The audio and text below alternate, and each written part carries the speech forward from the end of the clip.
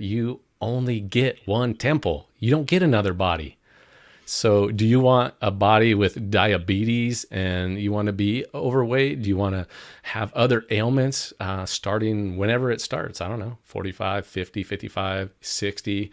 Or do you want to be someone whose temple is just this fine-tuned thing that is taken in the right ingredients, and just being active. And there's obviously research that shows like those blue zones, these people that do eat a certain way and have certain level of activities have so much longer life longevity.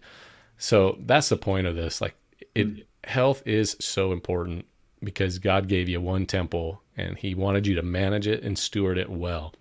So I think what you're doing is just right on point. Welcome to episode 2 of A Father's Flame podcast. I'm excited today. We have with us Scott Laird. He's the CEO of Laird Wellness, Director of Biblical Health and Development for A Rood Awakening Int'l. He has been married for 26 years, has 2 adult children. He is a doctor of naturopathy, and we might get clarification on how to say that in a minute. He has written 2 books. He has an extraordinary ability green card. He's come from Canada. And so welcome today, Scott. Thanks for being with us. Appreciate it. Scott, why don't you tell us a little bit more about this extraordinary ability green card holder? Okay. This is a kind of interesting story. So years ago, 2008 and previous, I'd worked for an ad agency in Canada. And one of my main jobs there was to do advertisements for genetically modified seeds. And, we lived in a rural area. That was a big thing for the farmers there. And so I was doing all this kind of stuff. And then lo and behold, I got this job opportunity in North Carolina. We're in Saskatchewan, Canada. We're the furthest thing away from North Carolina. And it was just, maybe that's a story for another time, or maybe for later in this interview, but that was a miracle in itself. And so long story short, we come down here and I'm working for an organization called the Hallelujah Diet. And they teach that you can reverse cancer doing a diet going back to Adam and Eve. And that was the premise of the founder. He was a pastor and he had colon cancer and he reversed cancer by going to a vegan diet, lots of juicing, and lo and behold, it worked. And so I worked for that for many years. And, I came here on a visa. So visa after visa after visa, that's how this works, right? You have 1 year and then 3 years and that type of thing. You just keep renewing. Well, eventually you run out of renewals. And people say, well, why didn't you just go to a green card? Okay, well, a green card, the first thing the US government looks at is whether you have a 4-year degree or not. Well, back in the late 1980s, early 90s, all I ever had was what's called here in the States an associate's degree, a 2-year diploma in Canada for communications. And so because of that, I didn't fit into that mold. So I had to go about this the long way. And what I had to do was prove that, not just, okay, we'll let you into the country. My only other avenue was to prove that I was a benefit to the United States. And I was thinking, how am I going to do this? So in the middle of all this, I had started learning, I had studying and got that thing on the wall behind me over here to be a naturopath, a doctor of naturopathy is what they call it. So basically you learn how to heal the body naturally with foods and lifestyle and supplements and that type of thing, instead of going the way of, doctors, drugs, and surgery and that type of thing. So I learned all this, started speaking in front of folks. Like I do mostly to, as you mentioned, I'm from A Rood Awakening International with Michael Rood, who is the head of that. He's a Messianic minister. And he said, hey, Scott, I'm into health. You're into health. I want you to do a health show. So he gave me this health show. So between that and events that he held for Passover, which had like 500 plus people and that kind of thing, I got opportunities to speak in front of a lot of people. I didn't know it at the time, but that's what I needed to have in my repertoire to prove to the US government that I was, quote unquote, an asset to the United States. And I had to get one of the craziest things was they said, well, you need letters. This is a really hard thing. I mean, you had to get letters from around the world to prove that you are not only of national benefit, but international benefit to represent the United States. I'm thinking, I'm just this guy from Canada. How am I going to do this? And then God drops the idea on me. Hey, you work for a Messianic ministry that goes around the world. Why don't you just send out an email and ask for letters? So, okay. So I asked the boss if I could do it. Michael says, yep, sure, go ahead, do it. So I did it. I got letters from all around the world of people who were using the principles that I taught through A Rood Awakening on the health show to people like to military troops, to folks in nursing homes, to orphanages. All these letters came from around the world of people who were actually using what I was teaching in their space. And we gave all these to the government, and lo and behold, they gave me this extraordinary ability green card, which is the highest awarded green card in the entire country. That's awesome. It's crazy. It was just like this miracle event, but it took, it wasn't overnight. This took 10 years, and, visas, denials, threats of having to leave the country, this type of stress. And it really builds your faith. I know that's one of the major things we want to talk about today. And it really changed the way I prayed. It was almost like God was saying, stop asking me, please this and please that. You're just going to have to go to the word and start declaring things and call them yours and consider it done. And you do not waver from believing that. And that was a really interesting exercise to go through, because once I declared those things in the Bible, for example, Caleb, one of the biggest things was, I have it right on here on my wall. I'll take it off my wall here and show you. It says, claim it. Caleb quieted the crowd. And this is when he said, let's go at once and claim it, because we can certainly conquer it. So that was one thing I went, okay, I'm just going to claim it. It's done. I don't care if they're saying it's impossible. I don't care if the government's breathing down my neck. This is going to happen. You brought me this far. You're not going to drop me. And lo and behold, things happened one after the other. The more I believed, the more I declared the word, the more things happened.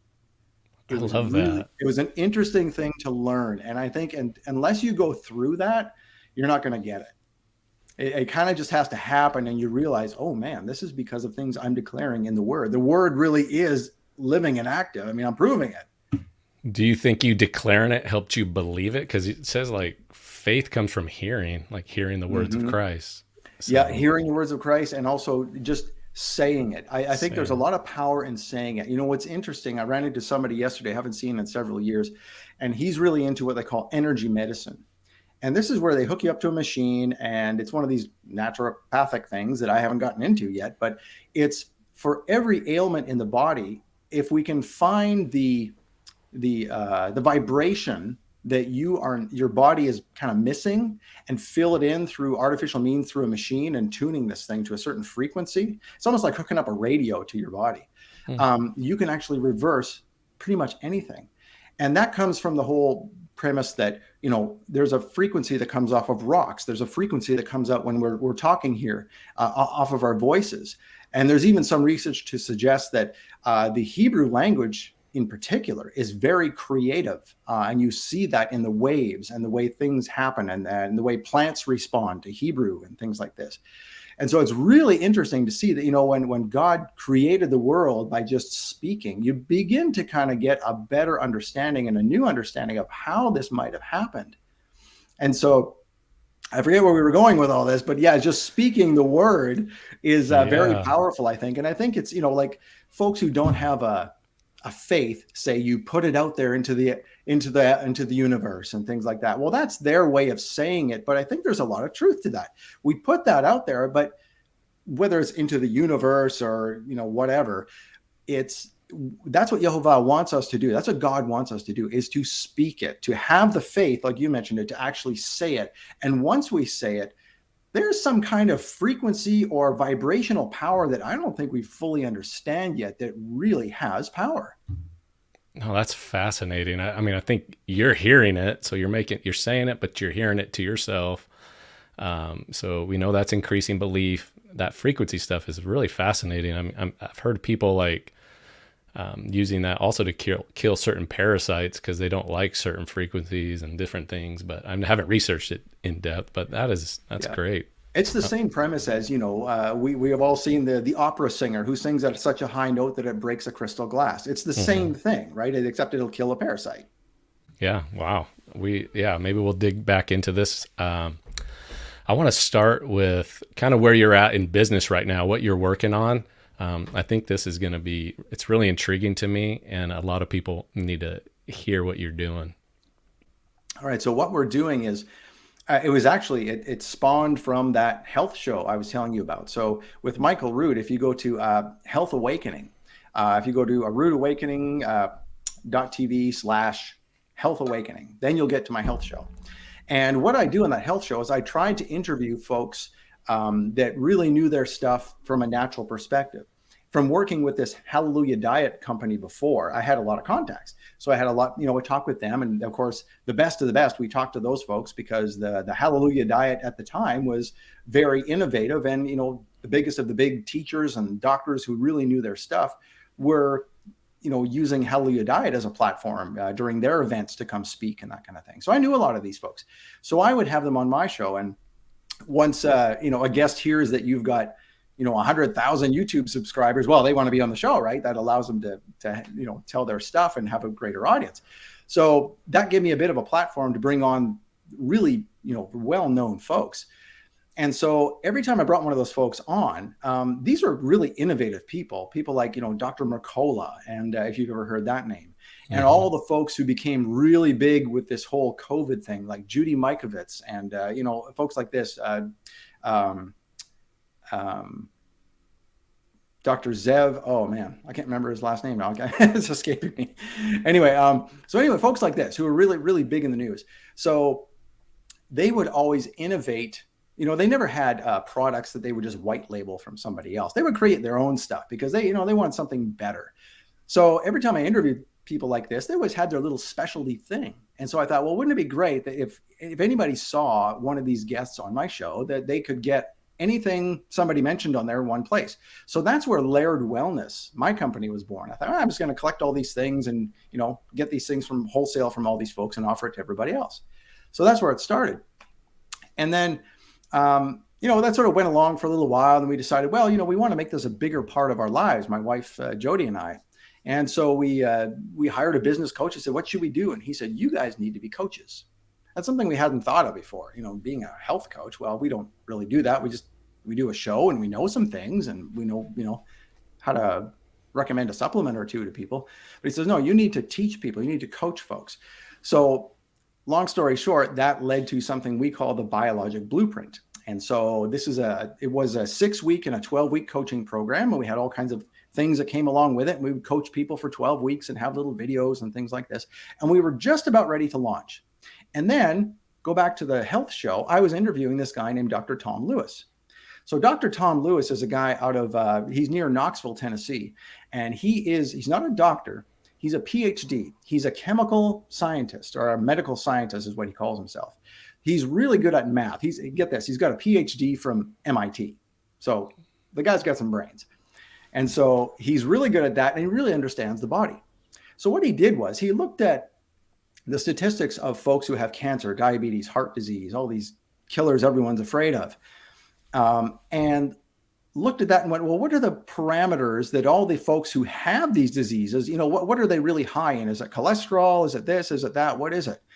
And so he boiled it down to each one of these diseases has their own set of 5 biomarkers, or 5 things you test in a blood test that would indicate whether you are approaching that disease or whether you're nowhere near it. And so he developed this algorithm so that when people go get a blood test, there's 55 biomarkers in this blood test. You go get this blood test, and then you put it through his algorithm, and he can tell you your risk on a scale of 1 to 10, basically your risk of developing diabetes, cancer, heart disease. It's not a diagnostic tool. It just tells you how far are you along the continuum in life. Are you close to diabetes? Are you far out from diabetes? Or if you're getting close to cancer, what can we do? What biomarkers can we look at, and what can we do about them to turn them around and take you back to health?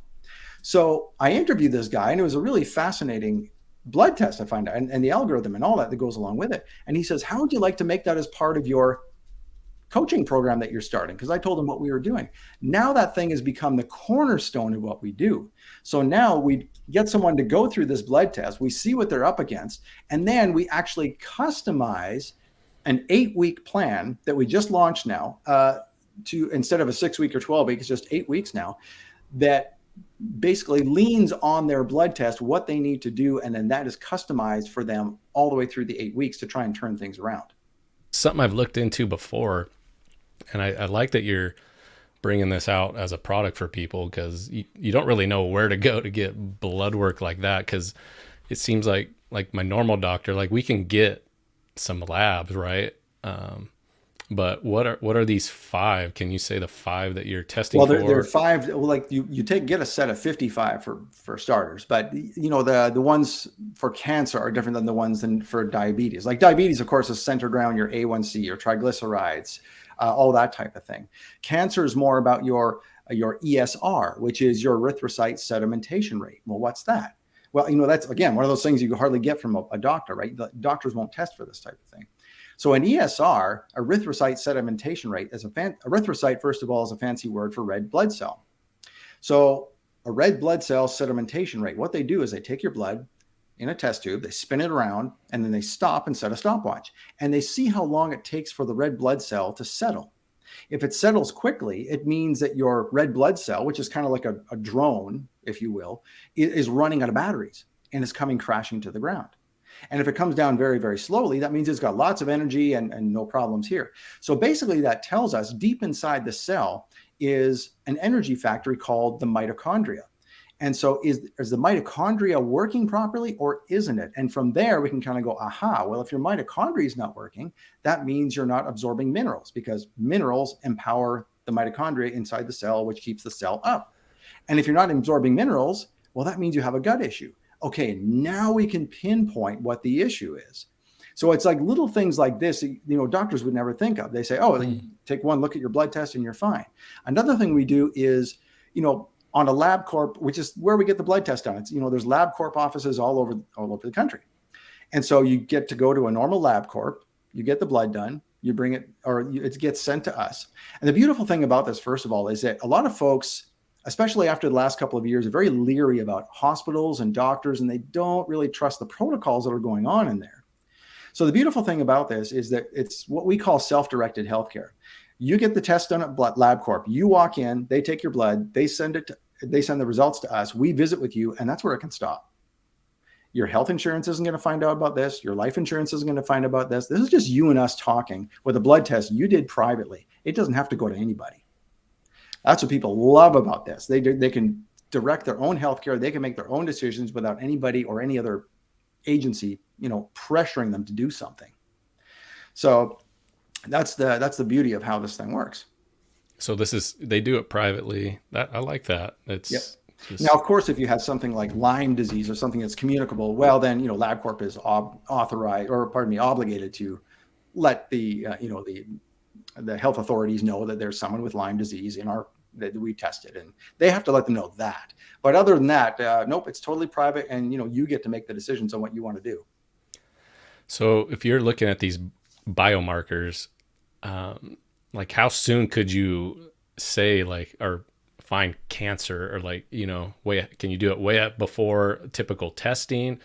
I haven't even been ever offered any kind of testing like this. I haven't even heard of it. Yeah, no, this is unique. This is actually the algorithm that Dr. Lewis created is actually patented. He actually got a patent on it because it's that unique. So no one really has this. That's why everybody says, I've never heard of this. That's because it's patented. It's like a unique thing. So it on a scale of 1 to 10, for example. So I had on a scale of 1 to 10, my risk of cancer was 1.7 out of 10 because I had some things I needed to look at, some higher sugars and things like that. So I had to bring that down. Some folks are way up at 9, which means if they had gone to a regular doctor, they might have been diagnosed as having cancer of some kind.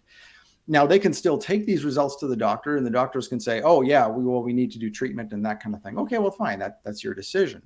But it doesn't we don't diagnose. We just say, hey, your risks are very high. You need to bring them down. So it's this kind of thing where we're not looking at making a diagnosis. We just say you're very high risk or very low. And yeah, we suggest better go talk to an oncologist because there's something going on here you didn't realize. And that's a lot of it that we find out is people don't realize the health troubles that are going on because things like, I'll give you an example, like my wife, she had a bacterial infection going on in her mouth from a root canal, or not a root canal, pardon me, is a wisdom tooth.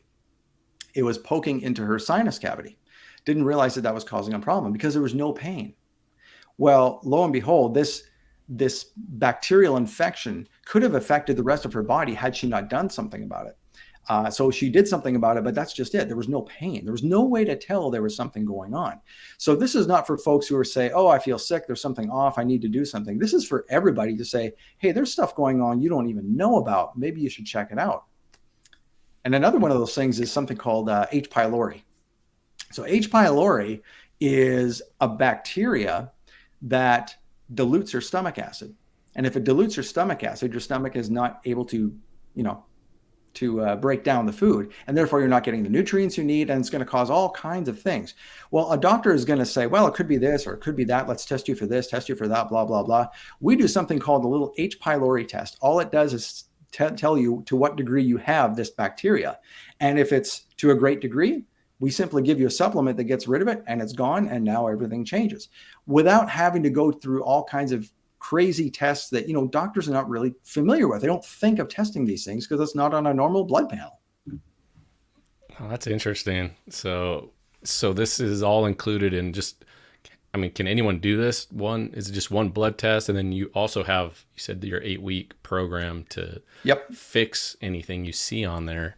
Yeah. So the way it usually goes is we tell everybody, just get the test done. For example, this test, so you're thinking 55 biomarkers. That sounds like a lot. Well, yeah, when you're sitting in the chair getting the blood taken, you're going to be going, you're taking a lot of blood. It's like seven test tubes of blood. It's quite a bit. Wow. I mean, there's a lot that they're going to test for. So you do that. And yeah, there's lots of tests. So if you went through if you just went to LabCorp, you walked into LabCorp and said, hey, here's the list of 55 biomarkers that Scott does at Laird Wellness. I would like to get these. It would cost you over $1,000. I mean, it's a lot of money. But because we do it so often, Dr. Lewis has actually got a deal with LabCorp where you get all these 55 biomarkers and a whole hour-long consult, everything for $349. I mean, it's crazy the amount of value you're getting this and the amount of information you can get for this. Even if you want to take that information to your regular doctor, you're going to have an arsenal of things that's going to make your doctor go, I never thought about testing for that, but now I have the result. Great. I know what to do about it from my end. Let's do this. If you want to go that route. That's fantastic. So yeah, you get the stuff on your own. You can take it to your doctor. You don't have to. You get some coaching. That's great. Anybody can just do that test. Like in some folks who are very up on their health and they've taken supplements their whole life and they're very good with their exercise and watch their diet. Some folks just do that test. I do the hour-long consult with them and say, hey, this is high, that's low. You need to adjust this, maybe do that, maybe switch out this supplement for this one, and you're done. They go, great. I know what to do. Thanks very much. And they go on their merry way. Other folks, it's kind of like the reaction you just had. This is a fire hose. I don't know what to do with this. And then we say, well, there's coaching if you want us to coach you through it. And most people, they can understand most of it within a couple of weeks, but then the rest of the time, it's what most folks have trouble with is being accountable. I mean, that's for anything in a believer's life, right? Oh, yeah. So we've actually had folks who've done 8 weeks with us or 12 as it used to be, and they've actually continued for up to 6 months because especially folks who live alone, they just wanted somebody to be in their face once a week doing a Zoom call and say, hey, have you done this? Have you done that? Did you do what I told you? You're not going to get results if you don't do it. Come on, let's go kind of thing. And they needed a literal coach to kick them in the rear end and keep them going. That's so important, actually, that coaching part. Because for me, from January 1st to today, I'm about 40 pounds lighter. Well, after doing 13, 15 pounds myself and kind of putting some back, I just hired a coach. And it was the thing that motivated me the most is that I had to go face to face with this guy and tell him my weight that week and check in. And it was I just don't like losing. I want to be accountable and I don't want to, I don't know, maybe disappoint people, but it was a motivating factor. So I think it's a human nature thing, isn't it? Just accountability of knowing that someone's going to be looking at you in the face and asking you some pointed questions. So I'm intrigued a little bit. So you say you got these high markers for cancer. Are you saying there's supplements, or you're saying diet is you try to see if that can actually fluctuate on those numbers? And then when do you test again to know that you're making an impact? So when you test again, after 8 weeks is not quite enough. So what we're doing with this new 8-week program is you do 8 weeks with us, and then we're going to throw you out of the nest and say, okay, you're going to do a whole month of what we just taught you on your own. You're going to be accountable to yourself. And then after a month, that'll give us like 12 weeks of since you started. And then we can retest. So, 3 months is a good barometer to see if things are starting to change. Sometimes your body will be in the midst of still changing, and you might see what I call, stirring up the hornet's nest, where some of your markers are actually worse than when you started. But that's good. That means something's happening, something's moving, and you're beginning to heal things. And, before you heal things, the body kind of kicks back, and parasites get angry before they get kicked out. Oh, so that's interesting. Yeah, that kind of thing. Yeah, it can be really interesting. There's what they call a healing crisis. If anyone has ever lost weight to any great degree, like you've lost 40 pounds, you might have noticed when you first started, you kind of felt ill, when you first started, and you kind of get it, maybe acne. Like, I'm 40 years old, or however old a person is, and I'm getting acne again, or gosh, I'm sweating a lot, or, the things I leave in the bathroom really smell different than they used to. Things like, well, that's everything coming out, because when we lose fat, this is an interesting thing. People think they have to lose fat, for example, to be healthy, but really you have to be healthy before you can lose the fat. And here's why: because all your toxins that build up in your body are stored in the fat. That's actually the job of fat, to keep it away from the organs, right? So when you burn fat, what are you doing? You're forcing those toxins back into your bloodstream. Well, your bloodstream better be healthy enough to handle the onslaught of those toxins. So you really have to, that's why some people take a little while. They're saying, I'm doing all the right things, but I'm not losing weight. Right, because you've got some toxins, and your body's not even healthy enough to take that onslaught of the burned fat yet. So your body's waiting, similar to when if a woman simply isn't healthy enough to carry a baby full term, the body simply will not allow her to get pregnant. If someone's doing weed and drinking beer every weekend and having pizza, and that's the end of her diet, body's going to say, nope, we're not having a baby in this environment. Forget it. So that's just God's way of protecting us and protecting our kids from toxicity. So the same thing happens when you're losing weight and going through what they call a healing crisis. Is these crazy things happen where the onslaught of this fat comes through the bloodstream, and your feces and your urine can't handle getting rid of it all. So your body will push it out any way it can, through acne, through sweat, through anything. All these weird things that start happening are just your body trying to push out the toxins any way it can.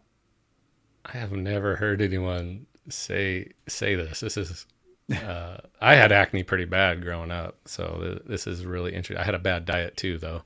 Yep. And just that infertility, that's interesting stuff.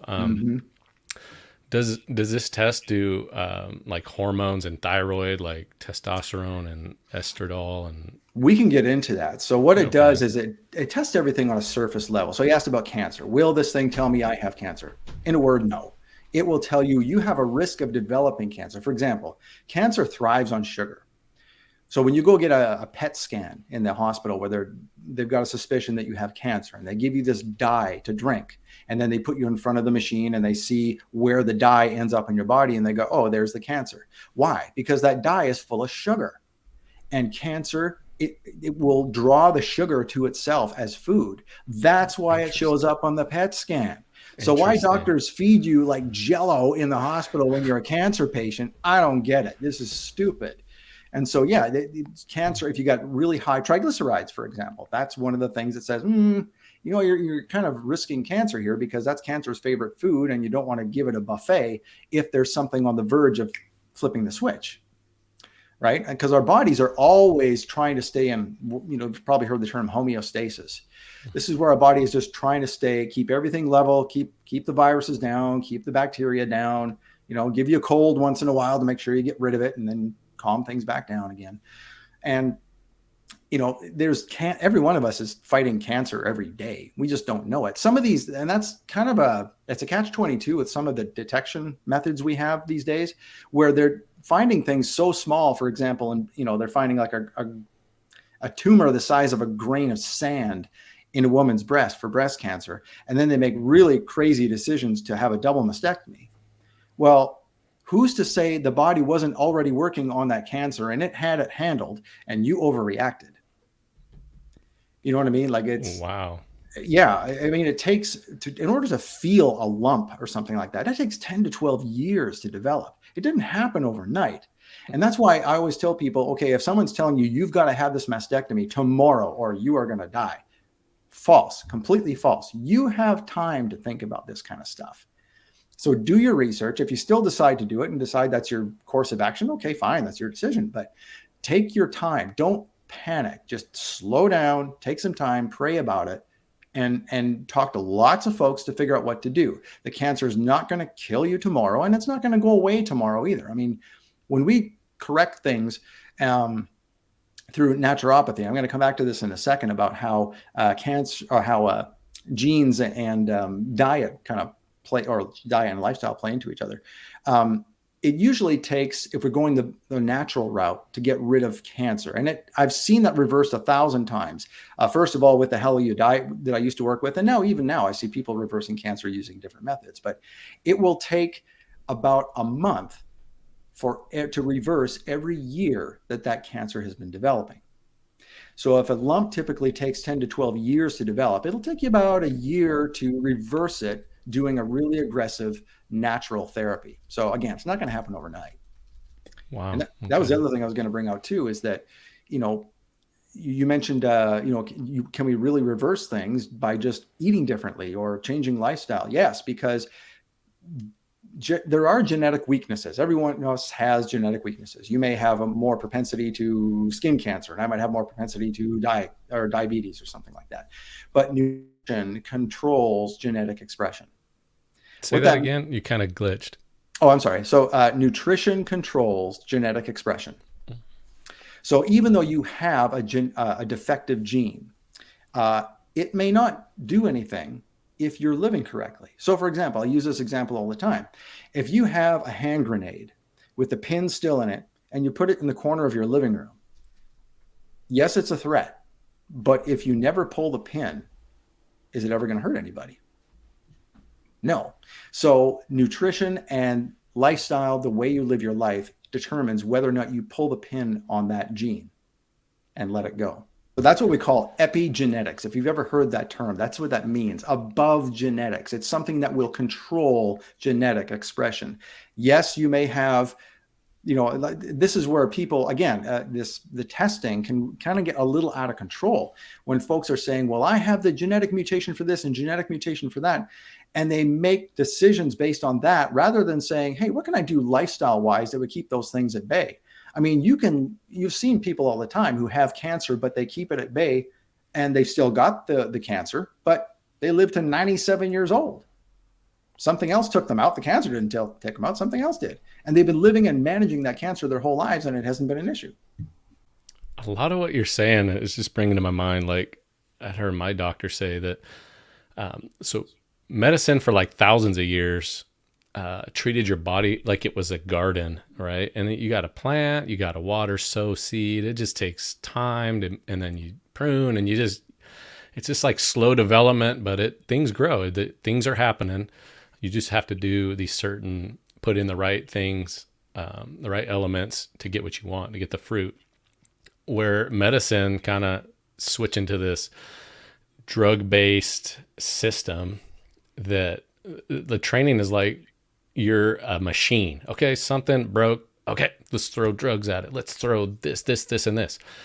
And I don't know, the mentality is like kind of opposite the way we should. It's like we want to fix everything with a drug, yet no one talks about, well, let's just fix this with some diet, exercise, maybe supplements, some other things, because it's not something you got to deal with. It's not killing you tomorrow. Like you got time. Right. Just till the soil, pull out the things that don't need to be there, and let's get this garden back the way it should be. So you're more of a garden than you are a machine. Exactly. And here's the good example of that. So someone might say, okay, you've got cancer. You can do one of two things. You can reverse it, like we talked about, naturally over 12 months, or you can do 6 weeks of chemo. Okay, so fast versus slow, right? The drugs versus the garden mentality. So someone once explained this to me. His name is Dr. Michael Donaldson. He works with the Hallelujah Diet, and he's their main guy who figures out what to put in their supplement formulations. And he says that it's like taking a finishing nail in some drywall on your wall, and you're either putting it in with a little tiny hammer or a sledgehammer. The drug is the sledgehammer. It'll still get the nail in, but you're going to cause a lot of damage when you're doing it, which is what we know that chemotherapy does, right? It destroys your immune system. Your gut's a mess. I mean, it's like all your, I mean, it's killing you. Your microbiome's messed up, everything. And yes, it'll kill the cancer, but it'll kill half your body along with it. Whereas if you want to wait and be patient and not panic and just do it the natural way, it'll still happen. And you're probably better off in the future too, because this is something people need to realize. Cancer is systemic. I don't care whether you've got a tumor here or a tumor there. Oh, it's a cancer of the brain. Well, that's different than cancer of the foot. Not really. Cancer will take the path of least resistance. If you have something inherently wrong, inherently weak, the weak link being your knee, for example, well, then you will get cancer in the knee. You won't get it in the brain or wherever. Cancer will go to where it can attack without, expending much energy. So it's systemic. So if you have, chemotherapy and all the rest of it and all this kind of thing, but you don't change your lifestyle afterwards, there's a high probability that thing is just lurking around. It's going to attack you somewhere else next time. That's why you hear that. Like a majority of people that do that, it comes back with, 5 years or whatever. Yeah. And usually comes back stronger. So you've really got to watch that. So you've got to make a decision. You've got to change your life. You've got to recognize that it wasn't the cancer that was the problem. There's something in your life that was a problem. You might think, well, no, I live well. Okay, but if you have one of those, genetic predispositions, you've got to be more careful about things than maybe other folks. For example, both my parents had colon cancer. They both survived it. And they both changed their lifestyle afterwards. But that puts a target on my back. I obviously have a genetic predisposition for colon cancer. That means I can't be a carnivore. I need lots of plant foods. I need lots of fiber and this kind of thing and keep my colon healthy. I have to pay a lot more attention to that than maybe somebody else does who can eat McDonald's all their life and never have colon cancer. Yeah, and everyone's genetics are different. And I have a grandpa who's 94 years old. And then you got people, the average lifespan of a male is, I think, is around 74 years old, and so, yeah, genetics play a part, but the input into your body is probably the biggest part, right? Is that what we're kind of saying? It is. Because you think about it. So our bodies, if you think about it, I'm not going to, bore us with all the details, but if you sit down and think for 5 minutes, you're going to realize the human body is a lot like a car. Right? So we got a gas tank, we got this, we got an engine, all that type of thing. So what is the most important thing you put in your car? It's fuel, right? Yeah, you get an oil change now and then. Yes, you've got to change out the wipers and the headlights once in a while, but really the everyday thing is the fuel. That's like us too. The everyday thing is the fuel. Yeah, it doesn't matter if it does matter. But, there's other unhealthy habits like smoking or drinking or things like that. If you do that once in a while, those aren't the issues. The issue is, what are you doing every day? What kind of food are you putting? What kind of fuel are you putting in? I tell everybody, treat yourself like a Ferrari, not a broken down clunker. If the Ferrari requires the top end fuel, treat yourself like a Ferrari. Eat the top end fuel. Don't eat the junk. There's a saying that says, you can pay the grocer today or the doctor tomorrow. So, food's expensive. Yeah, organics are expensive. But guess what? You're going to do that. You're going to live a lot longer. You're going to be better off for it. And really, if you look at it, the healthiest things in the world, for example, like kale, has more nutrients per calorie than anything else on earth other than, what's under the sea, a seaweed. Seaweed is a little bit better than kale. Kale is one of the cheapest things you can buy, even organically. So don't look at the ribeye, the organic grass-fed ribeye that is so expensive. Look at filling your plate with the kale salad and doing this and doing the greens that are cheap and supplementing with a little bit of meat. If you think about it way back when, that's when that's what the folks of old did too, right? Even in the Bible. Yes, there were a lot of sacrifices and things like that, but day to day, you weren't killing a calf every day and fitting, that was a feast time. What did they eat the rest of the time? Well, they were eating breads, and we can get into that one some other time too, but that's interesting what we've done to our own bread. But it was the things that grew out of the ground. Like I tell everybody too, like let's just take a step back, look at what God has created, and be kind of logical about it. I mean, the whole point of our Laird Wellness, we have a slogan that says, make your health make sense. And so what that is basically just stop trying to overthink it and just look logically. So again, look outside. What do you see? I see green stuff. You see things growing out of the ground. Is that easy to get? Is someone standing in your way? Is it going to be hard to harvest? No. So eat that which is eat what is most abundant, most abundantly, is what I say. Yeah, And then I those like things, like, if you have to catch a gazelle, well, that's going to be hard. That's going to be few and far between. So when you catch the gazelle, okay, eat it, have a feast. That's great. But that's going to be a little harder to do. So, and even like if you look at nuts, so nuts come in a very hard shell, like, drop off the tree, and it takes, pretend you didn't have any tools with you. If all you had was a rock, that's going to take a little while to get one nut, get it out of the shell, eat it, crack, eat another nut. Okay, well, what does that tell you? We probably should not be overdoing it with nuts. You know what I mean? So it's just those things that God has built into nature. We just need to look at and realize and recognize.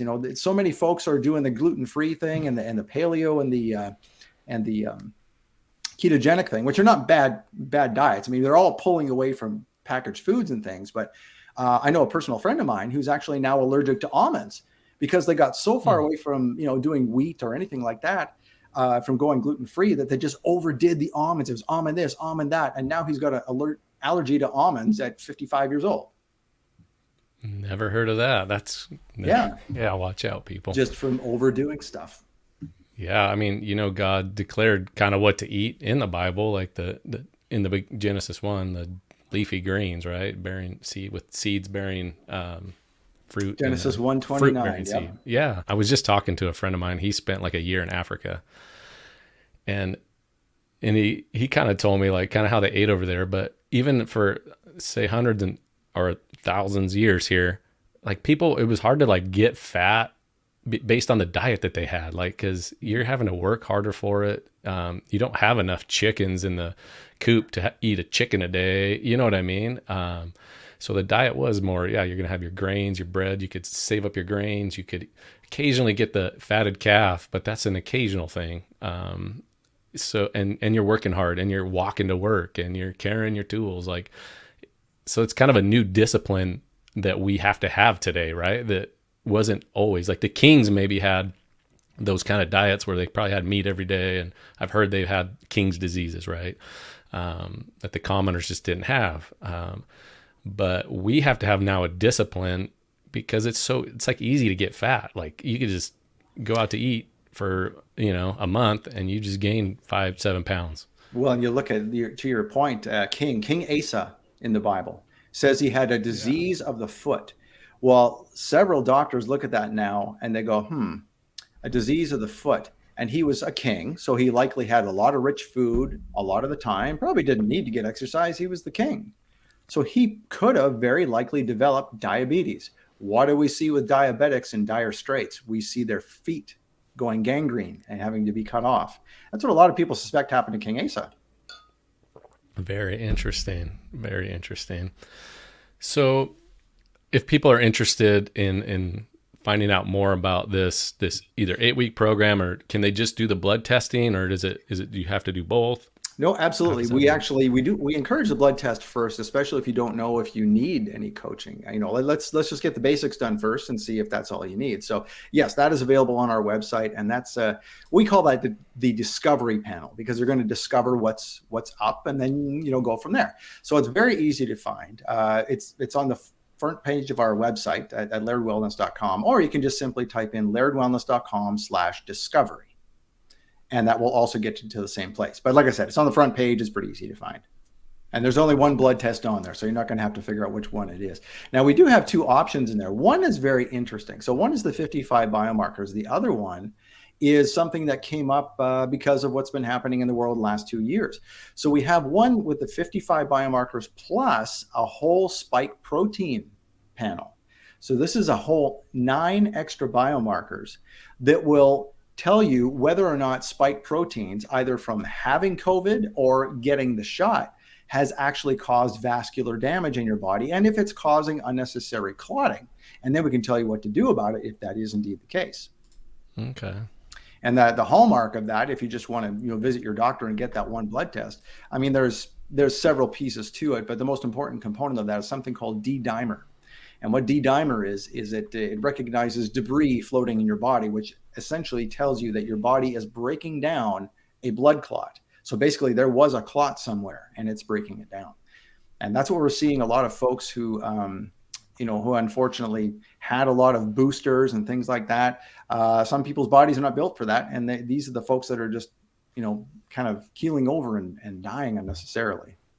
So Scott, so who should try to get this blood test, and then who should try to who needs coaching, I guess? What would you say? If you are someone that, first of all, I think everybody needs the test, even just to have peace of mind to say, okay, good, I'm on track, I'm doing the right things, or holy cow, there's something I didn't realize I was doing here. Oh, I'm so curious. Yeah. And for $350, I mean, you look at that and it's like compared to tests you can get from, your hospital bill is going to be like 10 times that in some cases, where you can find out so much more with this.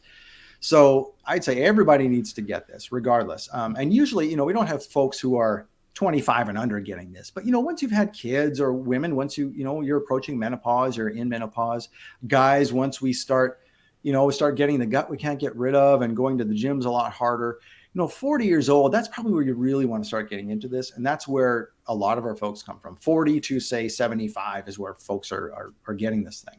So everybody needs to get the test. Anybody who's had the COVID shot, you might want to consider the spike protein panel just to see where you're at and mitigate your risks if there's something going on you didn't realize. That's in the test, or is that something you add?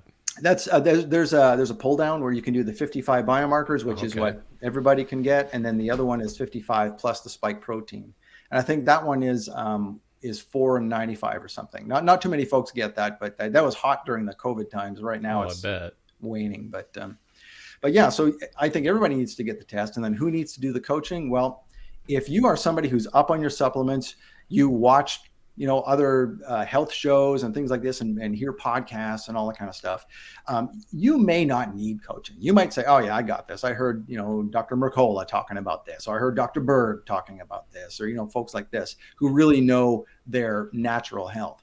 But if you want to take these biomarkers and say, no, I want to be really healthy and I want to know exactly what I'm doing, we can teach you for 8 weeks. That's who would need the 8-week program. And by the end of that, you will change your life. I mean, the first thing we tell folks is we give them we do 6 weeks of coaching, and then there's all kinds of other things you can read about there. But if you want to read about the whole program, it's lairdwellness.com/8 weeks, the number 8, and then weeks pushed right up against each other. So 8 weeks.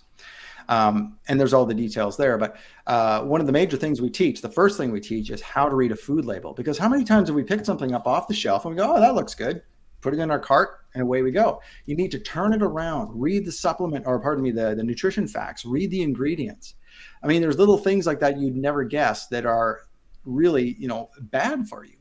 One of them being, people are really into, ketogenic diets. And often it says keto on the front. People think, oh, that's good for me. I'm going to grab that. Well, if you turn it around, quite often the sweetener that folks are using so that they can call it keto, so it doesn't raise your blood sugar. That's kind of what the ketogenic diet's all about, is using fat for fuel instead of carbohydrates and sugar. The ingredient at the bottom of the list of some of those products is sucralose. Well, sucralose will spike your blood sugar. And it's meant, it's kind of like in the whole realm of aspartame and things like that. I mean, it's not a good thing. If you want to do something like that, look for stevia or monk fruit. This is one of the things that we teach folks when they do a program like this. And if I could mention something about the blood test too, it's, if at the right-hand side of every blood test that you get from LabCorp, for example, they have what they call a reference interval. So let's take cholesterol, for example. This is a test that most people have done at one point or another.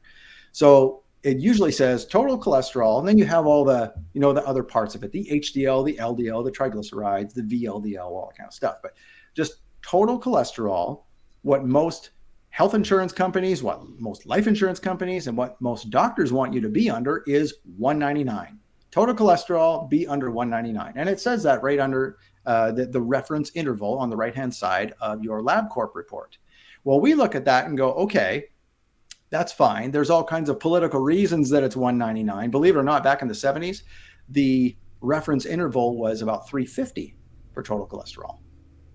Oh, But since drugs were introduced called statins that bring down your cholesterol, and people have been diligent to bring down their cholesterol, a lot of people went on the drug, brought their cholesterol down, and other people saw that and went, well, I don't want to be on the drug. I'm just going to bring my cholesterol down naturally. Well, they went, oh, most people are under 250 now. We need to lower that to 199. You need to be under 199 or you need a statin.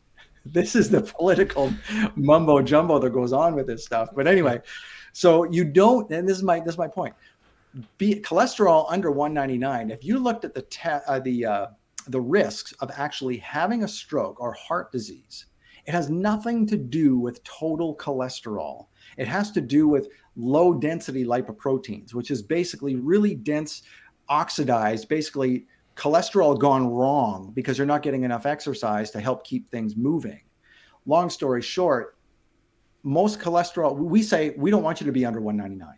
We want you to start at 180. And if you're up to 280 or 300, we're totally fine with that, as long as your ratios between all the components that make up total cholesterol are in range. So this under 199 business, we don't do that. So we look at, okay, this is, LabCorp's reference intervals that will keep you alive. And we want to go to a wellness interval. So for example, another one is real quick is vitamin D. They'll say as long as you're above 30 nanograms per milliliter. So 30, if you have a vitamin D reading of 30, that's what that means. You're fine. But if we look at how susceptible you are to disease, to dying from COVID, there was actually a study done in Indonesia about this, all based on vitamin D.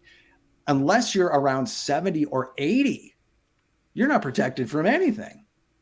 So that's, again, do you want to stay alive or do you want to be really well? And we focus on what you need to be well. And that's our reference interval. I've been looking for this information because you're right. COVID kind of got me, and I'm sure millions of people just diving in for their own health reasons, because it's like some just didn't make sense, like the logic that was going on and just cookie cutter protocols and all that. And that was kind of one of the huge things that I started getting on zinc, vitamin D, and getting those levels up. And it was for 2 years, I've been way less sick than I have been in my history, at least. I want to get good information out there. And let me preface with this. So the whole point of talking about health and fitness, and this podcast goes out to a lot of like entrepreneurs. It's our target, and people just working hard in business, right? And they're just focus and go. They have to have some kind of fitness and health, right, to really maintain that high level of leadership and just activity. And really, I keep bringing up my doctor. I'm going to bring him on here someday. Great guy. But, he really hit home with this point. And he's like, your body's a temple of God, right? The Bible says that. And it doesn't say exactly, well, so do this with the way you eat. It doesn't break down everything after that statement. So you got to take that statement and add some kind of think about it a little bit. Like you were saying with the acorns or the almonds, like if it's hard to get to, then you need to logically just don't eat a ton of that. Well, if you are a temple, that means you're something precious and special, right? And has a special purpose. And we need to walk in that, right? And I think God has revealed so much truth to us in the Bible that even if you didn't understand it, if you just did what he said, you're going to be blessed and you're going to be healthy and, all those things. And the final point in that is that you only get one temple. You don't get another body. So do you want a body with diabetes and you want to be overweight? Do you want to have other ailments starting whenever it starts? I don't know, 45, 50, 55, 60. Or do you want to be someone whose temple is just this fine-tuned thing that is taken in the right ingredients, and just being active? And there's obviously research that shows like those blue zones, these people that do eat a certain way and have certain level of activities have so much longer life longevity. So that's the point of this. Health is so important because God gave you one temple and he wanted you to manage it and steward it well. So I think what you're doing is just right on point, helping people. I love what you say about the temple, because you think about that. What went on with the temple? Of course, we all think of the temple in Israel, right? Well, what happened? We've seen all the paintings of what went on in there. So you only bring in the clean animals. You're not bringing in the junk, right? So Yeah. those are the only animals allowed in the temple. What was continually going on in the temple? Praise to God, right? So that is continually going up. So you're to have that attitude of gratitude, if you will, and thankfulness all the time. If you sinned, bring Interesting. it to God. Make that sacrifice, make that prayer to say, oh, I messed up. That's where the quiet space is, the Holy of Holies, right? There was a very sacred space where nothing unclean, if you will, was allowed. So why are we allowing that into our bodies? All this man-made stuff. I mean, that's where we get into trouble. I mentioned a little earlier how everybody's running to vegan, paleo, ketogenic diets, all these different diets. And, if you look at all of them, and a lot of them claim to reverse cancers and things like that. And I've seen it. But the main reason is not because of this diet's the best or that diet's the best. It's everybody's backing, each one of these diets backs away from man-made stuff. And we're just going back to as much natural as we can. And that is really the secret of it. And like you said earlier, it's not complicated. We overcomplicate stuff. Man, that's great. I appreciate kind of the business that you guys have, and you're offering coaching. I think that's going to be an excellent service. Might have some more questions about it too. People I know that might be interested to see what all the markers you guys, Yep. really can check for. Now, So you asked real quick. I want to say you mentioned does it measure hormones? It will mention, or pardon me. We test for TSH, and TSH is sort of the tip of the iceberg. So it can have all kinds of things underneath that, but it'll tell us if something's elevated. You might want to do now. You might want to do a full thyroid panel, for example. I see. Things like this. So it can lead to other avenues. You might say, oh, we don't like that marker, but there's something there that we can't see from this one marker. You might want to dive deeper on that one. Yeah, and I had brought that up because the fitness coach that I had before I got started, I had to go get blood labs, and those were just some of the things he had me checking. So actually, do you work in tandem? Does this work well? Like, say if someone is about to go into like a fitness program, or, I mean, it seems like your blood test is very exhaustive.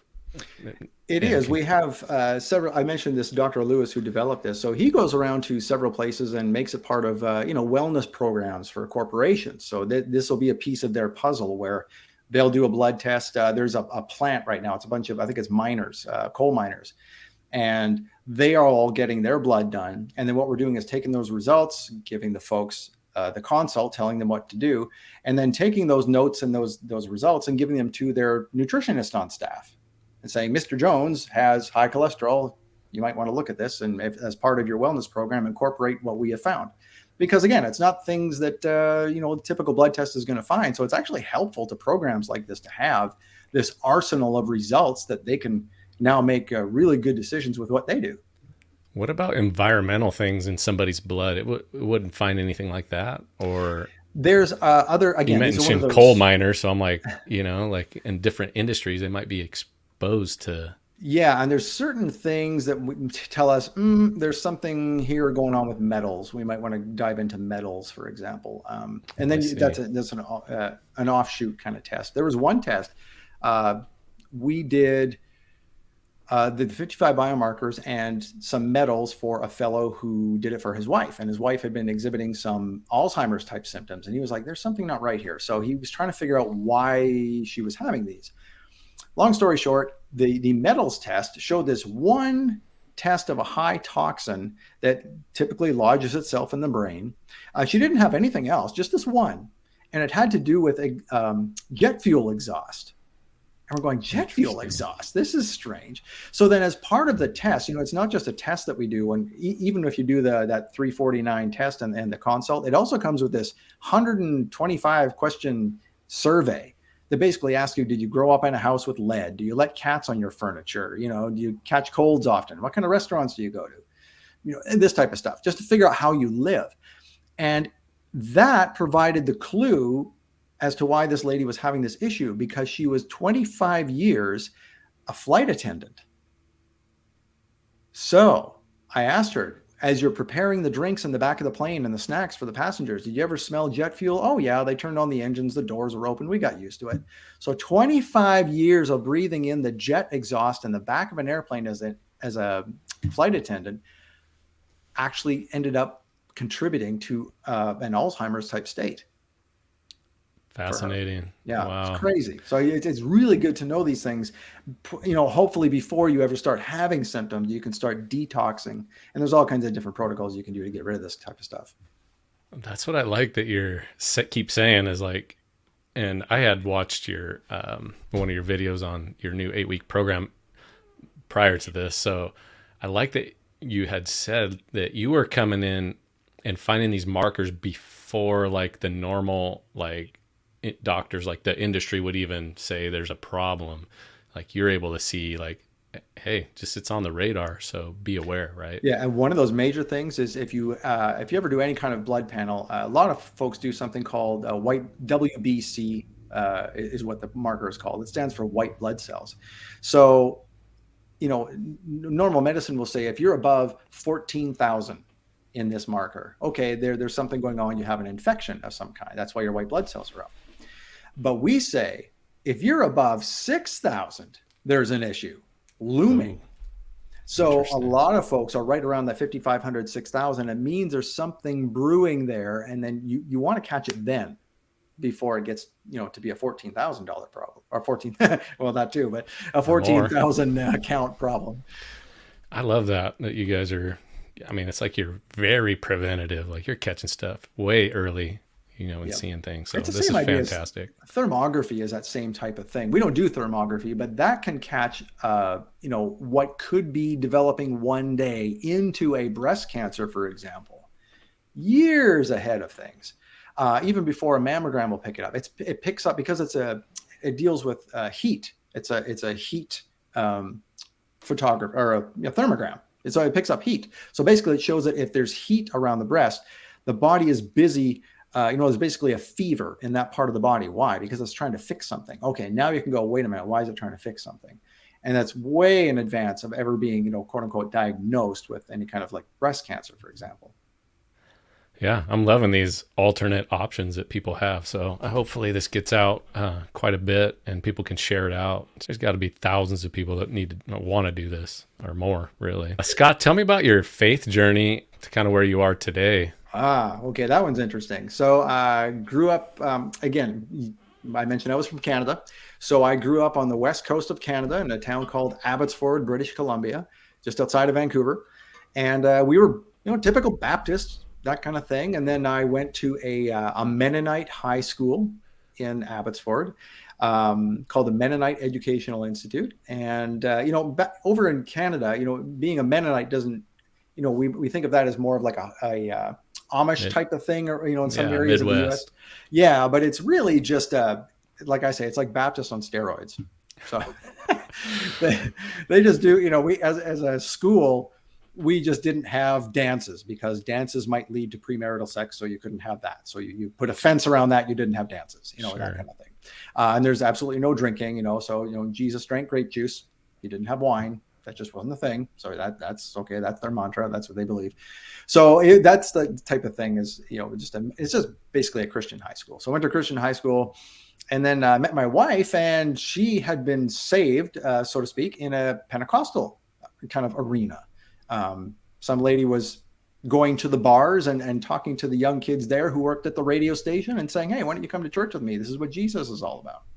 So she did. And she went, oh, wow, what have I been missing all my life? And so we together after that, I met her shortly after that, and we were Pentecostal for a while. And then a friend of ours was starting a Pentecostal church, and we served on his board. I was the secretary to the board and that type of thing. And then a friend of ours said, have you ever looked into the Sabbath? And this is about 2007. And we had never looked into the Sabbath. And my wife, as usually happens, our wives catch on to things sooner than we do. And she was all into it. Yeah, I get this. We're going to do this. Da, da, da, da, da, da. And it came to the point where I didn't get it because you know how we are with guys. We like, no, wait a minute. That's not what I learned during my lifetime. The Sabbath was done away with. Jesus nailed the law to the cross and all that type of thing. If this is the way you're going to go, I mean, we were talking, maybe we need to part ways and, divorce type of thing. And I can't do this. I can't, all I've learned my whole life can't be wrong. Well, of course, once you get into it, you realize, well, you're not tossing out everything, but that's what it appears as, when you first get into this type of learning. So as we're learning all this and meeting on Saturdays with our friends who are also on the board of this Pentecostal church, we couldn't ever tell the pastor this, because he was absolutely, no, this is of Satan. This is a bad thing. You know, the Torah was done away with. Don't speak of that in this church. And so we would meet with our friends and that type of thing. And then lo and behold, the pastor one day says, "Hey, Scott, I'm going on vacation. I'd like you to speak on my behalf." I said, "Oh, okay, great. What do you want me to speak on?" He says, "Anything you want." Whew. Okay. So it's a Pentecostal church. You said anything. I said, "God, what do you want me to do?" And he said, "I want you to talk about the Sabbath. I want you to talk about how Christmas is a misnomer, and you know, Easter is really Passover, and just sort of clarify a few things." Oh boy. Okay. So the pastor goes on vacation. I speak. Who is sitting in the front row but the pastor's wife? And I just lay it all out there. I mean, before the service, you got to know, as the music's going on, I'm in the back row on my knees going, "God, if you want me to do this, if you don't want me to do this, strike me right now. Like, so I don't go up there and do this." Nothing happened. I went through with it. And long story short, the next week, the pastor was such in a panic because everyone was calling me during the week. They were truly intrigued, but they didn't want to let the pastor know. So they're asking me, "What about the Sabbath? Where did you get this from? What about this?" You know, like, wow, like I never heard this before. So we were answering questions as carefully as we could and saying, you know, just keep this between us, type of thing. And the next week, the pastor had one of his instructors from his Pentecostal college come and give a talk to basically refute everything I just said the week before. And his presentation was called, get this, "Jesus and the Torah, never the twain shall meet." Wow. And guess who came to that? They made a big deal out of announcing this because they figured, oh, a lot of people have heard Scott's message. We have to unravel this. So they kind of put out a little bit more advertising than they normally would. This is just a little church of, say, 100 people. But then 300 people showed up the week that Pentecostal teacher came in. And we couldn't figure out. My wife and I looking around going, who are all these people? And then we figured out later it was the local Torah observant congregation who had all come to hear what this pastor or this teacher from the Pentecostal school had to say about Jesus and the Torah, never the twain shall meet. And they went up to him afterwards and tried to ask him questions, and he deflected and left. He wouldn't answer their questions. Interesting. And so we began to know all these people. And over the course of time, you know, lo and behold, this became our church community. We ended up leaving the church. We said, hey, look, you know what? This is causing a divide with the folks. It's causing you a lot of stress, Pastor. We would just soon that you keep your peace with your folks. We're causing a problem. We'll just leave.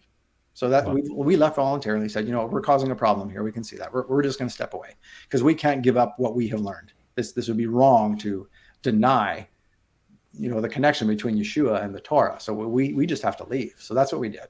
We didn't get kicked out like a lot of folks did. We just voluntarily left. And yeah, that's interesting. It's like the church, like we have to teach the 10 Commandments, right? Because that's what unbelievers are breaking, right? That's why you need Jesus.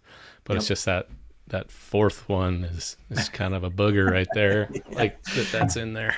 Exactly. So and then after that, you know, we continued to work. You know, I worked at this ad agency that I mentioned before, and someone drops I still don't know who it is to this day. This DVD came in my mailbox. This is back in the days when Netflix, you know, you'd have to go and order Netflix and it came to your mailbox and, you know, that kind of thing with the DVD. But someone dropped a Michael Rood DVD in our mailbox. And I thought, oh, I like this Torah teacher. I had listened to people like Brad Scott and things like that before. That's what we were listening to when my wife and I were having such a divide over this, was the Brad Scott cassette tapes. And I was listening to these things, and I got so mad sometimes I just pulled it out of the cassette player and I tossed it in the trash and walked away. I can't tell you how many times that happened.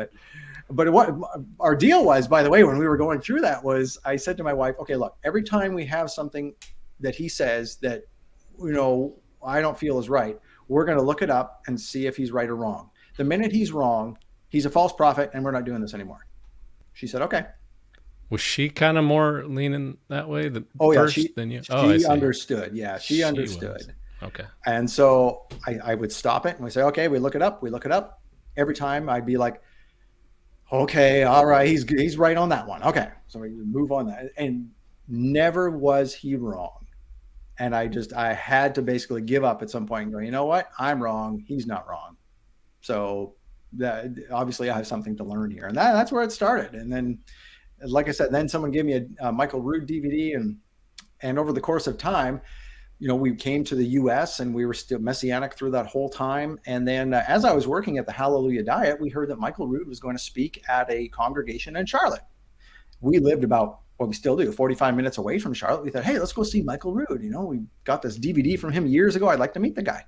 So we meet him, get chumming along, get to know that Michael is kind of big on health. He loves health. I mean, we got to talking because I was working at this Hallelujah Diet place, teaching people to reverse cancer with diet, and he loved that. And he says, you know what? When it's time, you come work for me. So eventually that time came, 2008. I started working with him. The very first week I'm there, keep in mind, I've been doing like maybe little videos here and there for the Hallelujah Diet and putting them up on Facebook and things like this. But no real broadcast experience other than radio. I've been in radio my whole life. I've never done any TV stuff. Michael Rood says the first week I'm there, Scott, you're going to start co-hosting with me on Shabbat Night Live. Okay. And that's where it started. And that's where we are today. And since Michael, I mean, it was providential really, because Michael ended up having a stroke about 2 years ago. And I've basically been sitting in his chair and interviewing guests. Of course, I'm not the teacher Michael Rood is, but I'm interviewing guests from there on. And so it was a good thing he got my feet wet when I did, because now I'm in the chair there. Well, that's awesome. So you're the main host of that show?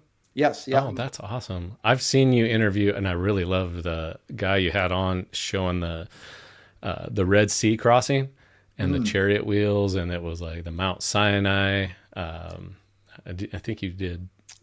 Oh, there's several Noah's people Ark, looking into that. and yeah. it was, man, that's fast. I love sharing Kevin that Fisher, Dr. Miles Jones, and some of that stuff has been refuted now. But by the way, if anybody's ever seen that golden chariot wheel, that is not a golden chariot wheel. It is turned out now to be something from a more modern ship, but there are still some strange things along that strip, and it's not to discount. We're not going to throw in the Red Sea. In the Red Sea, yeah. So Okay. it's What about the coral ones? There was like coral ones with like spokes. yeah, that remains to be seen. Some folks are saying that is a normal, a certain species of coral will grow like that. I don't know. That's pretty specific to me. So that remains to be seen. And up until now, it's been difficult because the Saudi Arabian government, whenever Americans went diving there would be a Saudi police boat right beside them. And when the Saudi police said enough, you had to come up, take off your scuba gear. That was it. And you don't touch anything. You don't take anything. You take your pictures and get out.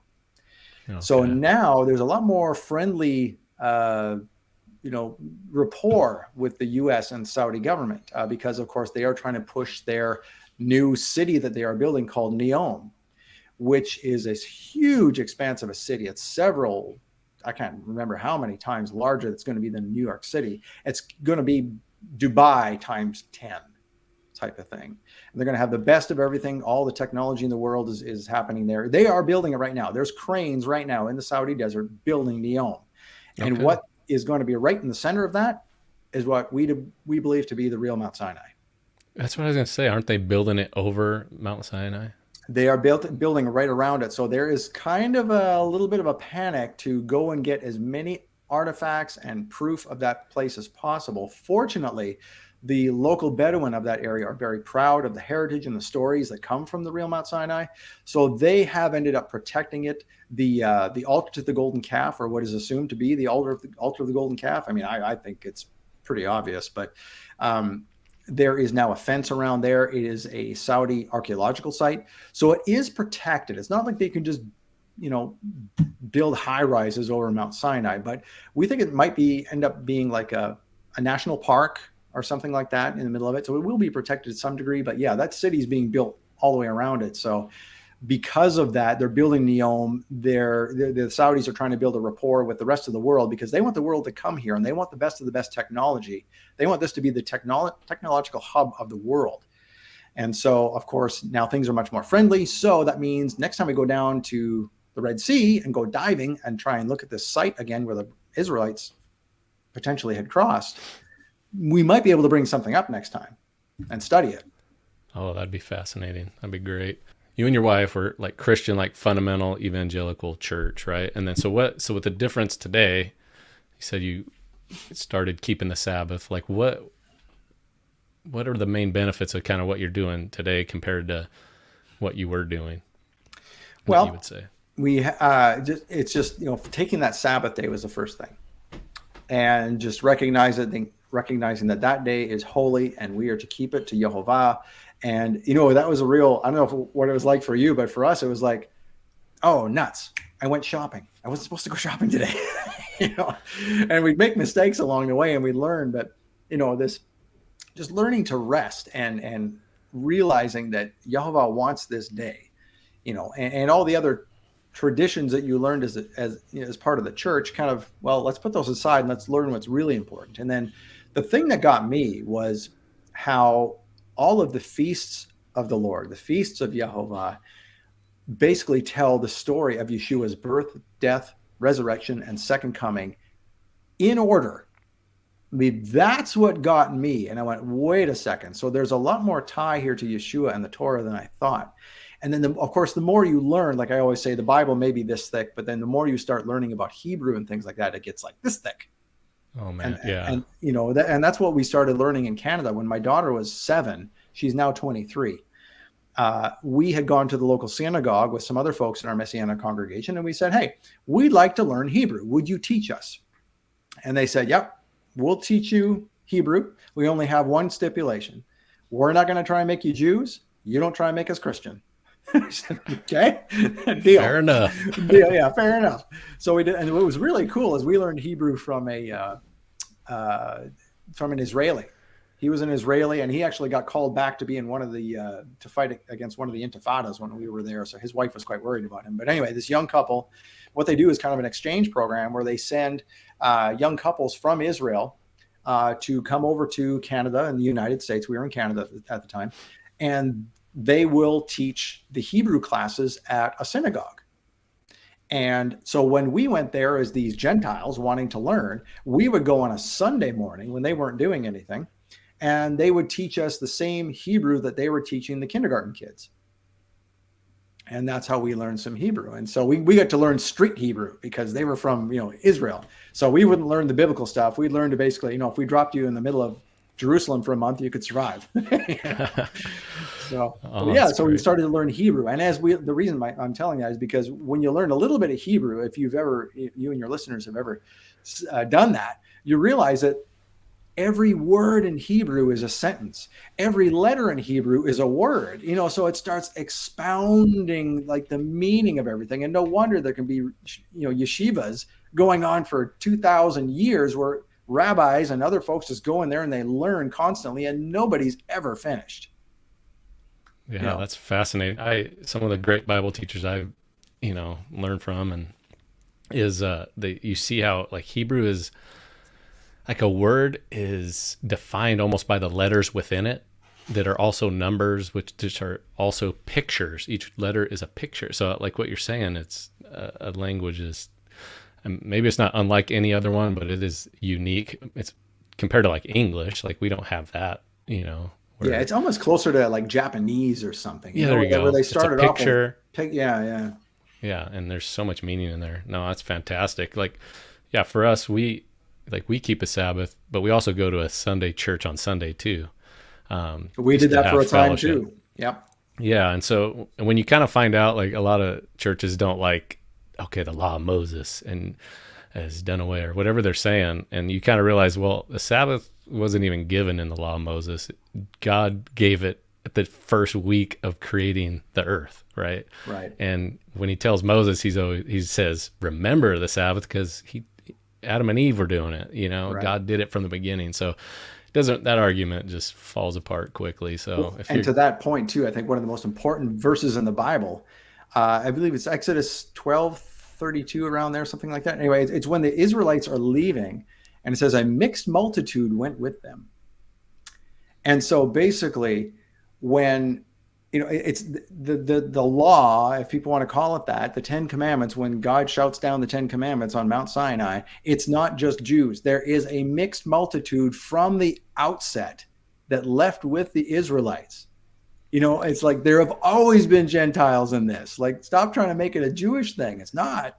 Yeah, because Egypt had conquered other nations, right? And they had Yep. taken slaves and other peoples, and I'm guessing even some Egyptians went with them, because You, you start seeing a God actually perform exactly what he says he's going to do. You're like, well, I'm going to follow that God because he's powerful. And something to that point. I don't know if you've ever seen the Disney movie, Prince of Egypt. mm-hmm. Back when Disney movies were decent, and they weren't trying to push some agenda. But anyway, Yeah, but in the Prince of Egypt, when you see the Israelites leaving, there's this 2-second clip, and if you watch it again, if you pull out an old DVD or a VHS, you'll see it. There's an Egyptian guard standing there, and as he sees all the Israelites leaving, he drops his spear and follows them.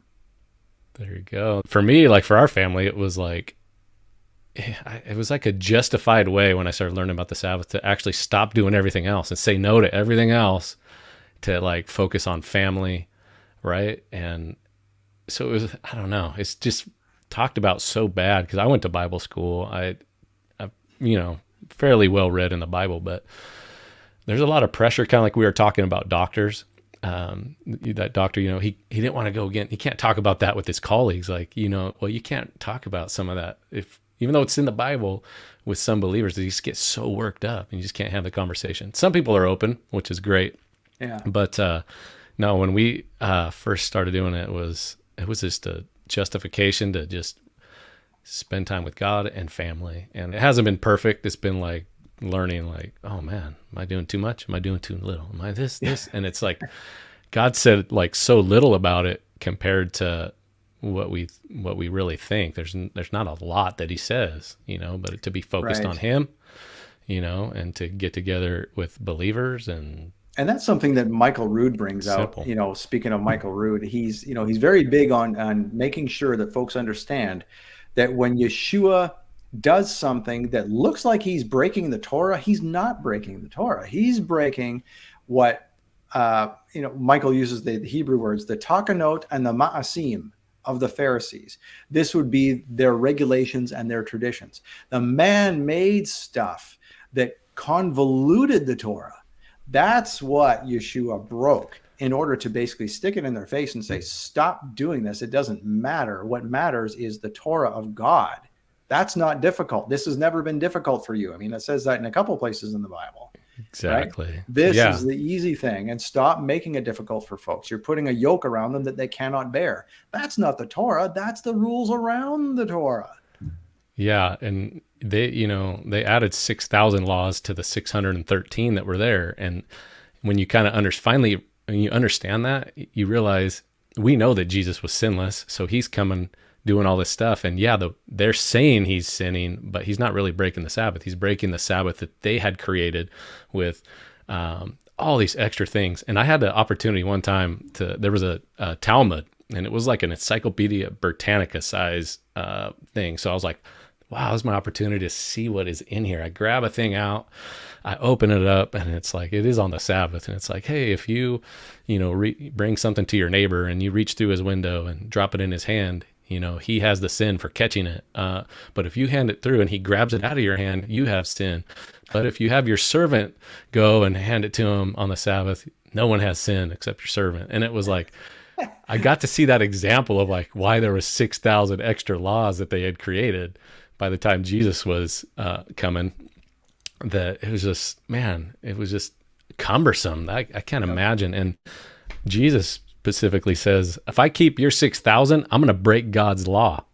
I can't even keep the 10 commandments or God's law if I try to keep yours, because you say you can tithe your spices and the things that you were going to give to God, to support your parents, you gave to God. And it was like, now you won't support your parents, which we know it says to honor your mother and father. Boom. You can't even, they're causing you to sin essentially. And there's been a lot of I don't know, like the current Christians today, like we just kind of look at that, inaccurately. Like Jesus didn't sin on the Sabbath, even healing, because God cares about life, right? Mm-hmm. And he uses that example. Like what if a donkey, your animal gets in a ditch? You're going to go get it, right? That's because you care about that animal. Well, what if we're looking at God's children with disease and ailments.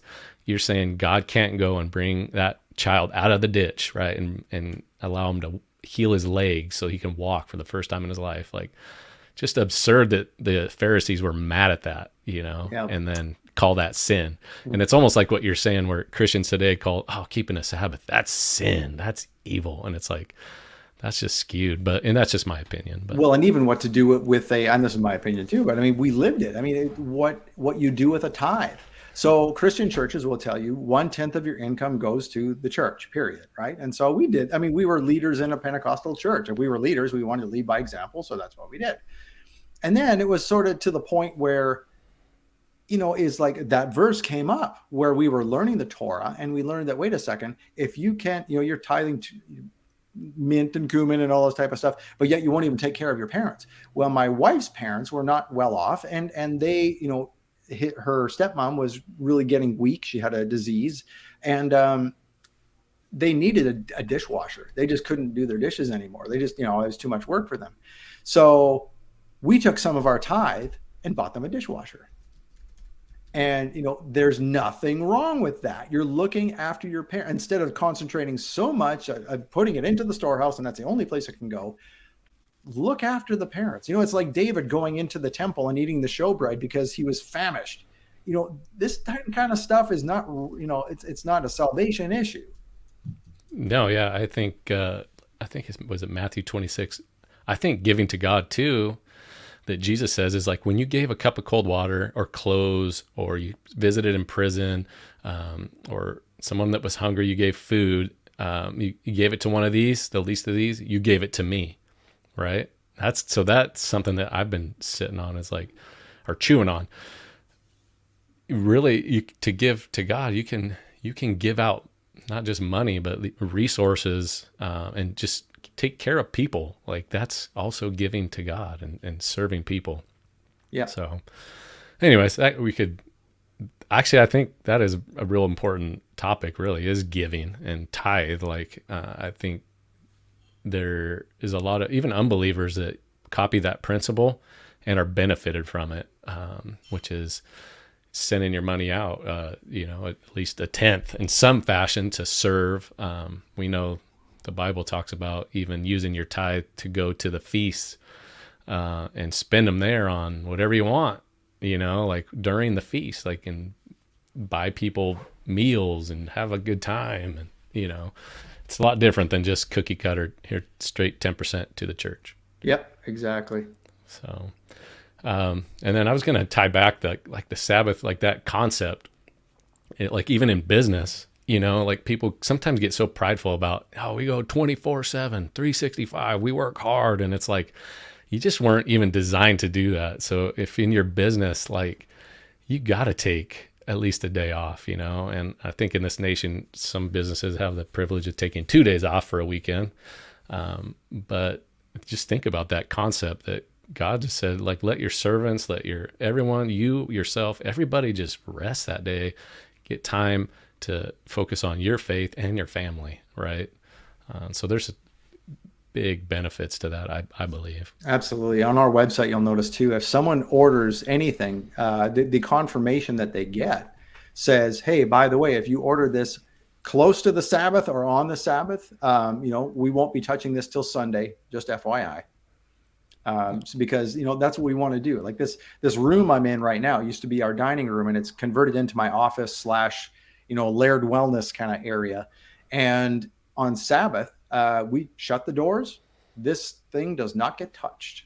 It's like, if we do, we've seen, I don't know if you've seen this in your life, but, we always say that the closer you are to Jehovah, to God, the shorter the leash he keeps you on.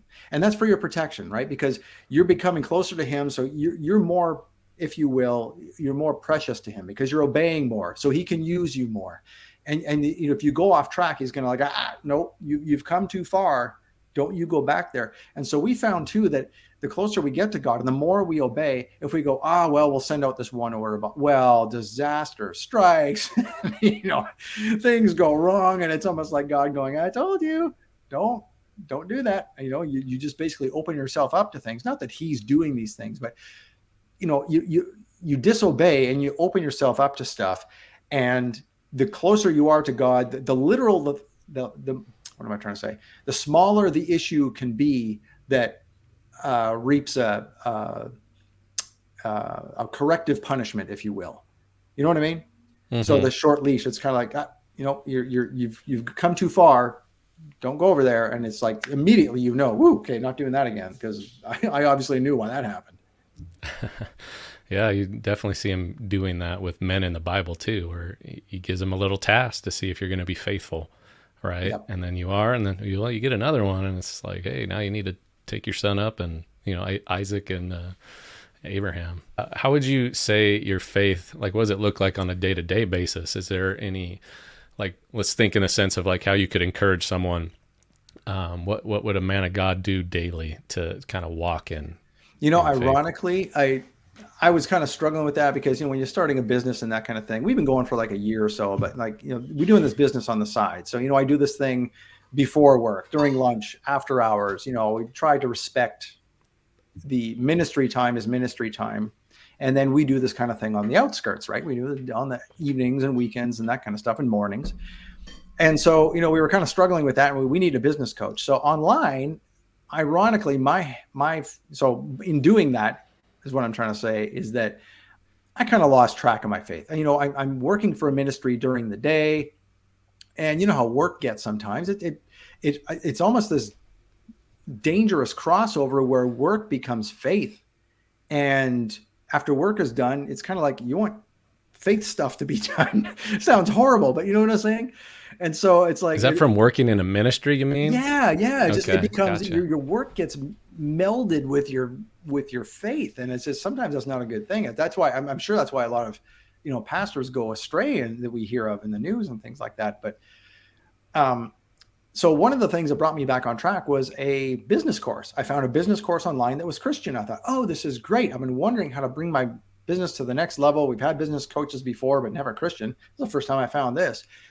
And one of their main principles was, you start the day with prayer. You start the day by stopping. You don't start the day by going into your emails and doing this and doing that. No, his thing was, take 60 seconds, stop, relax, thank God for all the blessings in your life. Tell him the things that you want in your life. Tell him how you are believing him for where you want to go in business. What do you want for your family? What do you want to do for ministry? All these type of things. And every day, this is a thing. This is how you start your day. It's a new routine. And then there's, read a verse of the day type of thing. Now, keep in mind, this is a Christian entrepreneurship. It's not a Messianic thing or Torah observant by any stretch. So they're getting you to go to a Bible app and read the verse of the day and that type of thing.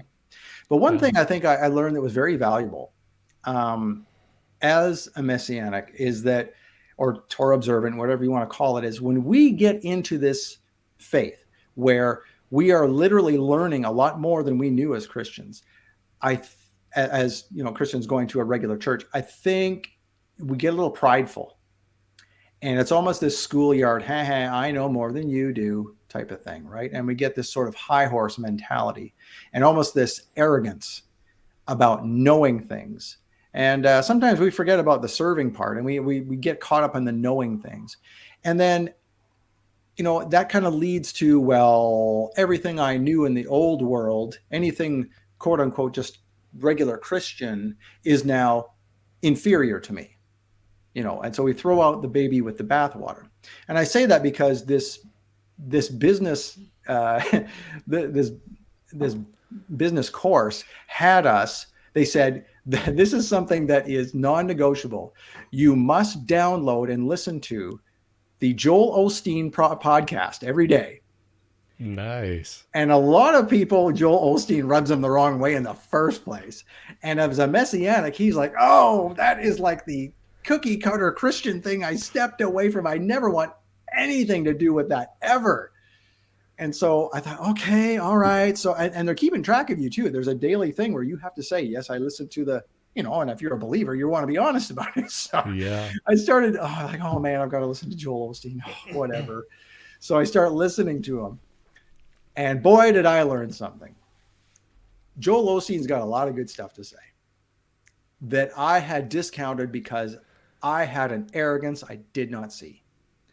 And I thought he was inferior. Now I'm not listening to him. I know so far much more than he does as this regular, this television evangelist type of thing. But he is really good. And I learned to say, you know what?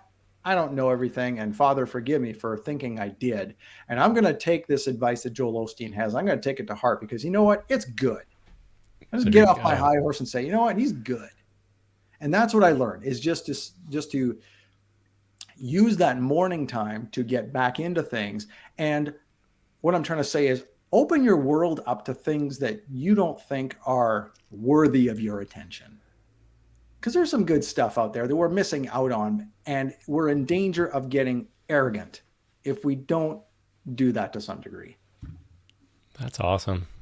I like that. I have a similar path God kind of took me on. I mean, he just kind of led me into this maybe 10 months ago, I like to say, where I have 5 kids. I've been married for 14 years, and there's been a lot of ups and downs, but 10 months ago was when I started just getting up at 5 a.m., right? I've seen guys like Jocko Willink, like he posts I don't know if he gets up at 4 a.m., like every day he takes a picture of his watch. And I'm like, well, I can't do that, but I know I need to get in the Word more because I used to do that before kids because I had time.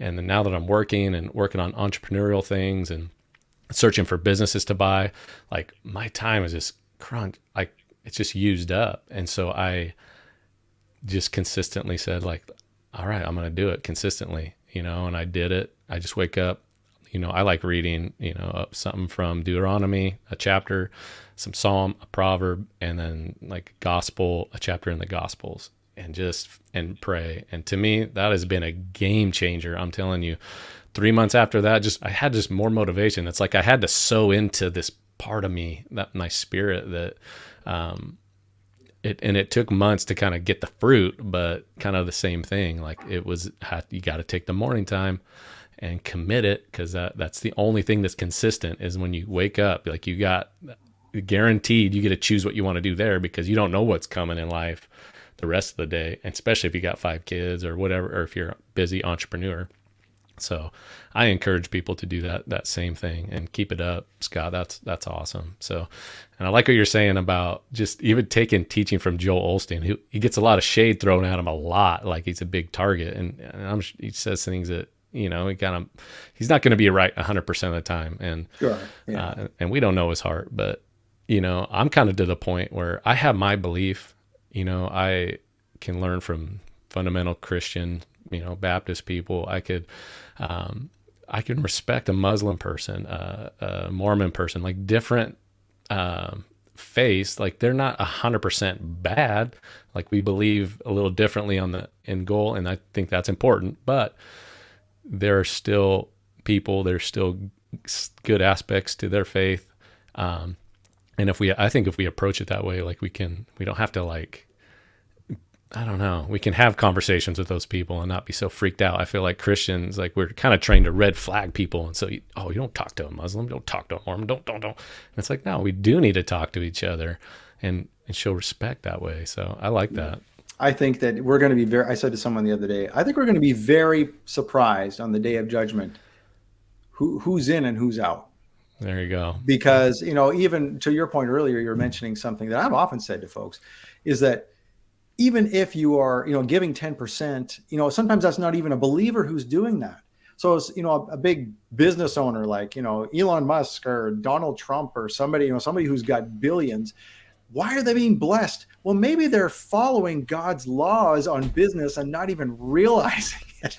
God's laws are God's laws. They work. It doesn't depend on how you believe. That may be really kind of an earth-shattering thing for folks, but hey, the law of gravity is the law of gravity. The law of God is the law of God. You follow it, even if you don't know you're doing it. I mean, there's even there's a verse on that in the Bible that says, even if you're doing things unaware, you're going to be blessed if you're doing things the right way.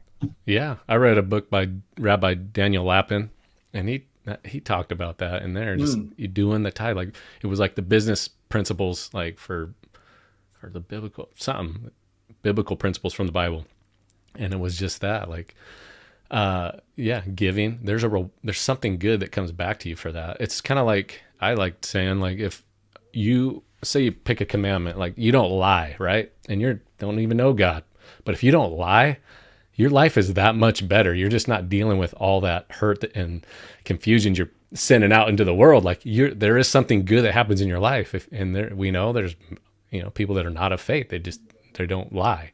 Mhm.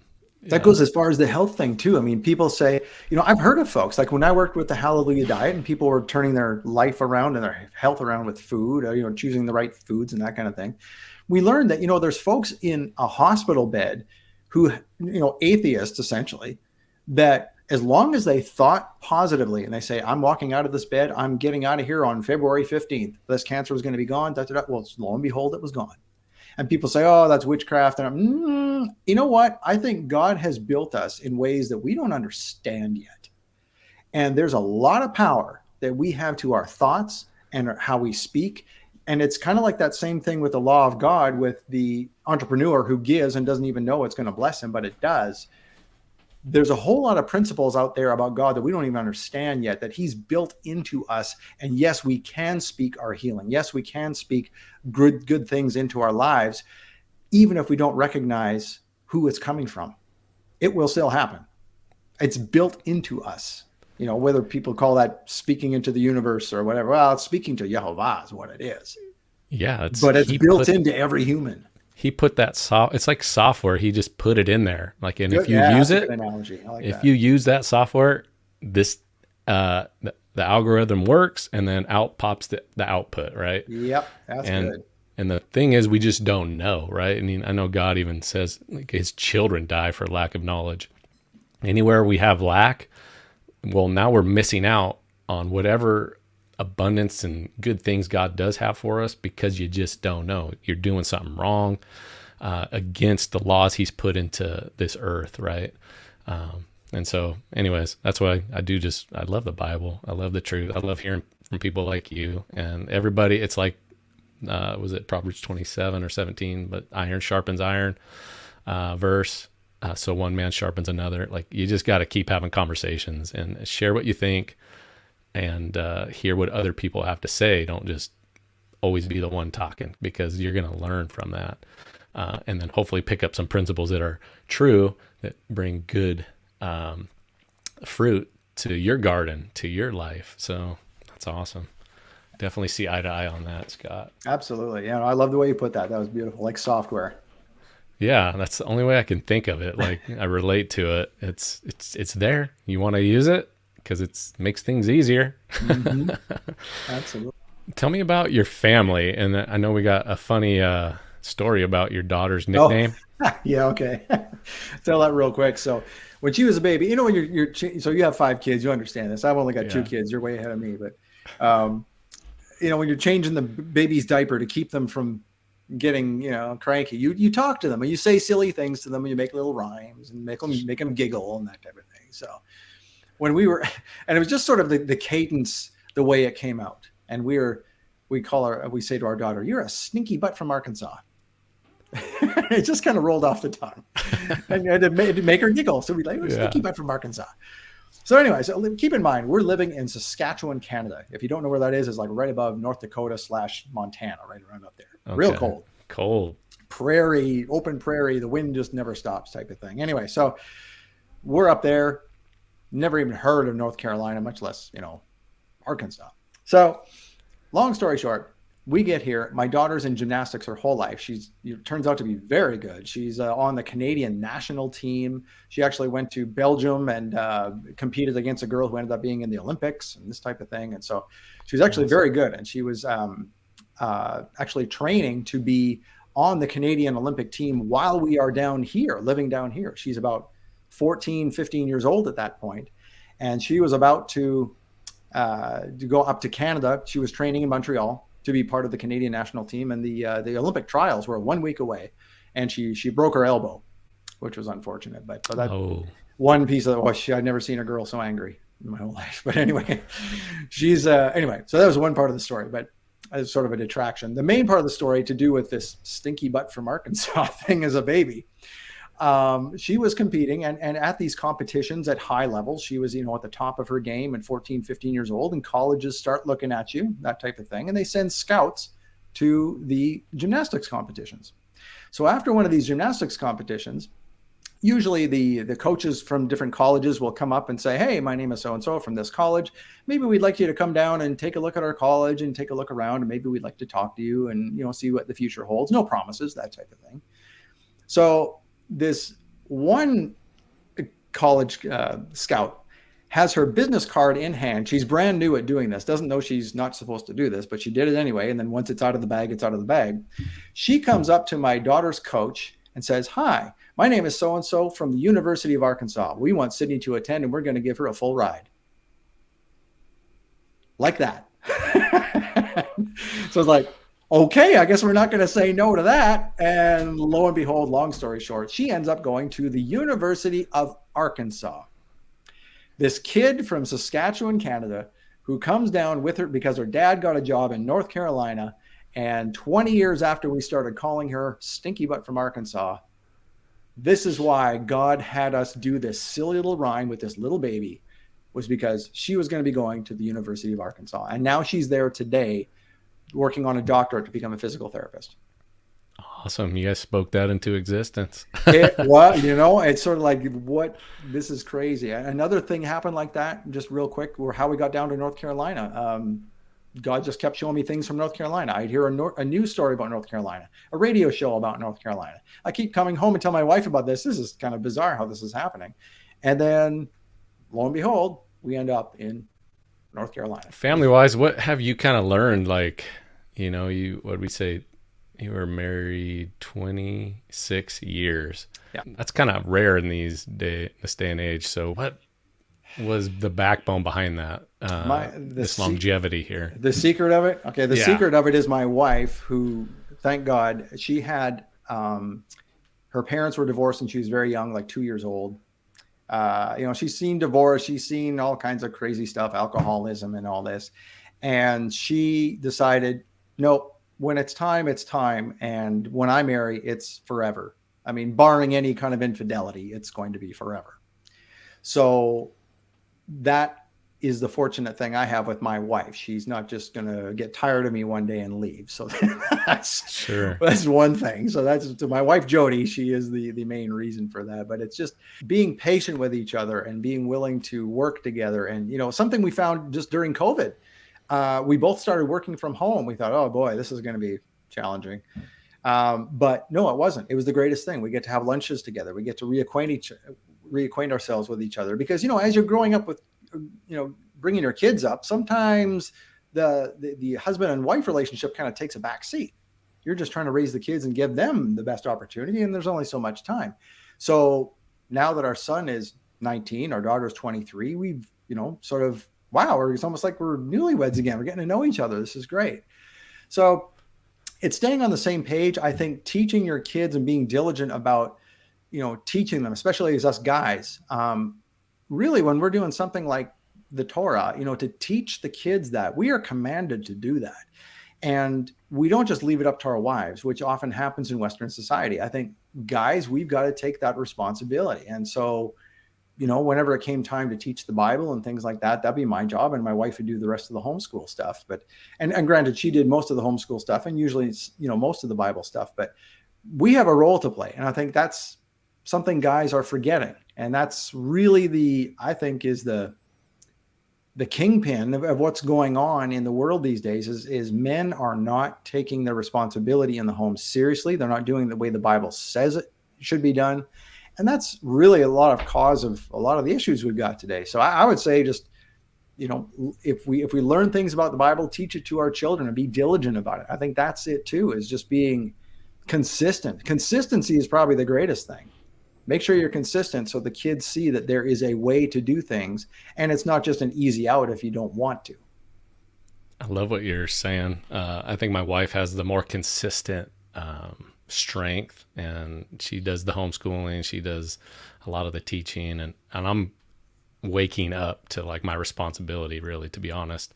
I've lacked a lot. And so, in that Deuteronomy 6, where it talks about like when you're coming and going, I think it is, like talk about God's word and the truth to just like all the time. It's like when you wake up. And so I really resonate with what you're saying there. And I'm in the midst of trying to do that and do it well, you know. And well, listen, nobody's perfect. I'm not perfect. You know, I was like, kids are 23 and 19, like I said, and there's so many things I thought, I wish I could just go back and do this or not do that. You know, the other thing too is, okay, here's a mistake we made. I think now, is it a mistake or not? I mean, it was, Sure. I mentioned the gymnastics thing.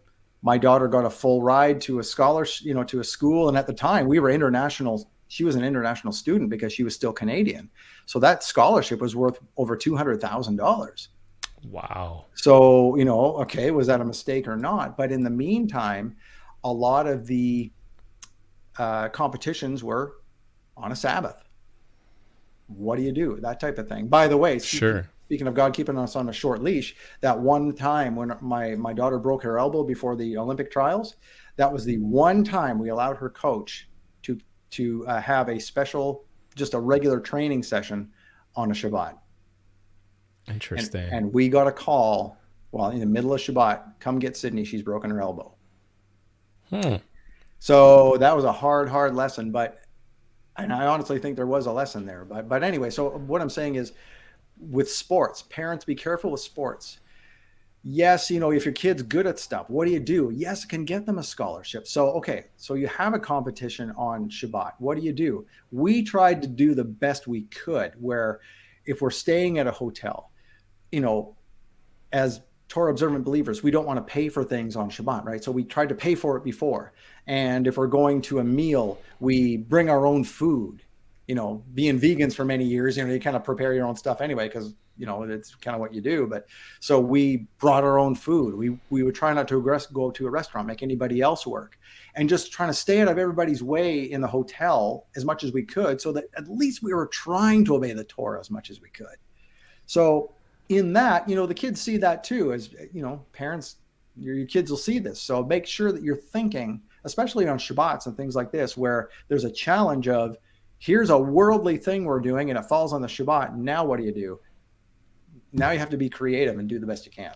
Sure. Yeah. And I think a lot of believers, like, they say that it's about your heart. And even as where we are at, like, I kind of still think it's the same. Like, is your focus about the Lord that day and your family? Like, that's, and not just your pleasures, but if that sport can bring your family together, you know, and bring good, yeah, maybe, but you got, you know, everyone has to decide for themselves. So absolutely. No, yeah, that's interesting. Let's let you say where people can get a hold of you one more time, and if they want to do the coaching program or the blood stuff, let me put that up here real quick. We got the website here. Thank you. Yes, when you go to the website, it's so lairdwellness.com. Pretty easy, and then it's the first thing if you were to scroll down underneath that picture, it'd be the first thing on the left. It's just a little red picture. It shows a vial. Oh, there you go, right there. Blood panel and consult, right there. That is the Discovery panel, $349.